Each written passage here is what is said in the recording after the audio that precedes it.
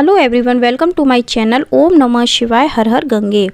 आज की वीडियो में आपके साथ में शेयर करने वाली हूँ गंगा दशहरा की पूजन विधि। गंगा दशहरा के दिन ही माता गंगा का धरती पर अवतरण हुआ था।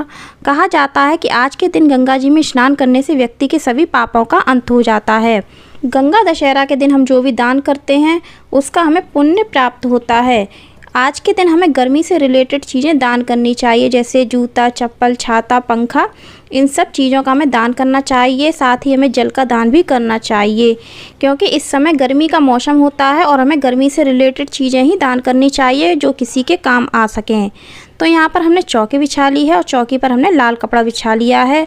फूलों का आसन दे करके हमने माता पार्वती, भगवान भोलेनाथ और गणेश जी को विराजित कर लिया है। साथ में हम अपने घर के मंदिर में जिस पात्र में गंगा जल रखते हैं उसको भी हमें चौकी पर फूलों का आसन दे करके या फिर अनाज का आसन दे करके चौकी पर विराजित कर लेना चाहिए और उसकी भी आज के दिन पूजा करनी चाहिए। अब हम गंगा दशहरा की आज पूजा करेंगे, तो घर पर गंगा दशहरा की पूजा करने के लिए हम कृत्रिम गंगा जी तैयार करेंगे। उनके लिए हम एक गहरा सा पात्र लेंगे, उसमें सबसे पहले गंगा जल डालेंगे और उसके बाद हम उसमें शुद्ध जल डालेंगे। इस तरह से हमारी गंगा जी तैयार हो जाती हैं। जब हम घर से बाहर गंगा जी की पूजा करने जाते हैं तो वहाँ भी हमें पूजन प्रारंभ करने से पहले दीपक प्रज्वलित कर लेना चाहिए। तो यहाँ पर मैंने दीपक प्रज्वलित कर लिया है। अब हम पूजन प्रारंभ करेंगे। तो सबसे पहले हम भगवान गणेश का पूजन करेंगे। इसके बाद हम माता पार्वती और भगवान भोलेनाथ का पूजन करेंगे। माता पार्वती और भगवान गणेश का पूजन हम रोली से करेंगे। भगवान शिव का पूजन हम पीले चंदन से करेंगे और उसके बाद हम सभी को अक्षत अर्पित करेंगे। अब हम माता गंगा की पूजा करेंगे। माता गंगा को हम रोली अर्पित करेंगे और अक्षत अर्पित करेंगे। इसके बाद हम गंगा जी में थोड़ा सा कच्चा दूध अर्पित करेंगे। फ्रेंड्स, आज के दिन आप भगवान भोलेनाथ का कच्चे दूध से अभिषेक भी कर सकते हैं।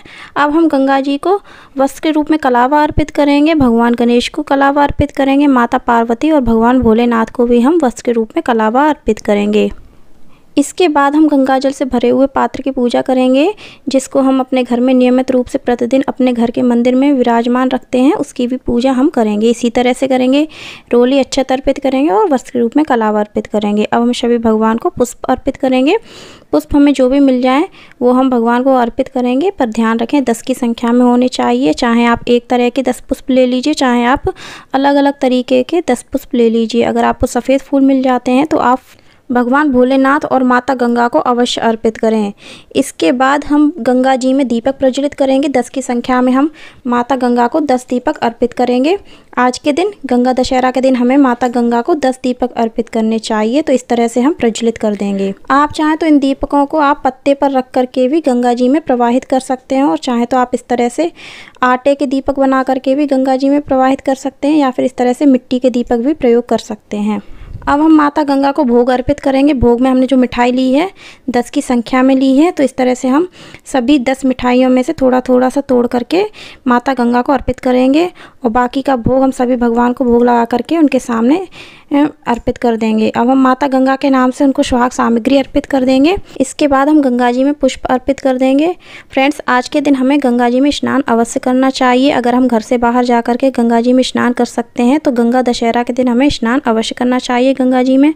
नहीं तो आप घर में नहाने के पानी में थोड़ा सा गंगा जल मिला करके भी स्नान कर सकते हैं। इस तरह से भी हमें गंगा दशहरा के दिन गंगा जी में स्नान करने का पुण्य प्राप्त होता है। ऐसा हमें घर के प्रत्येक सदस्य को आज के दिन करना चाहिए। तो हम इस तरह से घर पर रह करके भी गंगा दशहरा के पर्व को मना सकते हैं।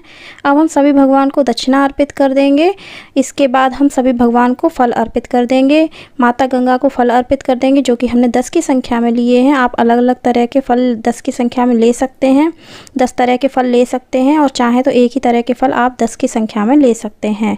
यहाँ पर मैंने 2-3 तरह के फल लिए हैं जो कि 10 की संख्या में हैं, तो आप इस तरह से भी कर सकते हैं। तो यहाँ मैंने सभी भगवान को फल अर्पित कर दिए हैं। अब हम भगवान भोलेनाथ, माता पार्वती, भगवान गणेश और माता गंगा के चरण स्पर्श करेंगे और माफ़ी मांगेंगे। पूजा में हमसे जो भी भूल चूक हुई हो उसके लिए हम क्षमा याचना कर लेंगे। अपने परिवार की सुख शांति की कामना करेंगे।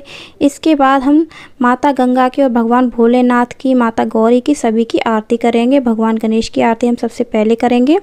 तो इस तरह से हमारी पूजा संपन्न हो जाती है। उसके बाद हम दीपक को जल अर्पित करके शांत करेंगे, चरण स्पर्श कर लेंगे।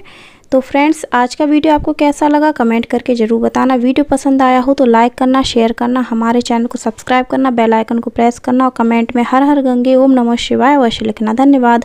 हर हर गंगे।